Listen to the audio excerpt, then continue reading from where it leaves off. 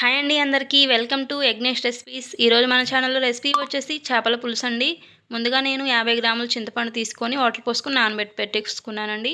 తర్వాత వచ్చేసి చేప ముక్కల్ని శుభ్రంగా వాష్ చేసి పెట్టుకోనండి. ఉప్పు పసుపు యాడ్ చేసుకొని కడుక్కోనండి. నీసు వాసన పోతుంది శుభ్రంగా. బాగా కడుక్కుంటే స్మెల్ రాకుండా ఉంటుందండి. తర్వాత వచ్చేసి ఉప్పు పసుపు కారం సరిపడినంత యాడ్ చేసుకొని కలిపి పక్కన పెట్టేసుకుంటున్నానండి. తర్వాత ఉల్లిపాయ పచ్చిమిర్చి టమోటా కట్ చేసి పెట్టుకున్నానండి.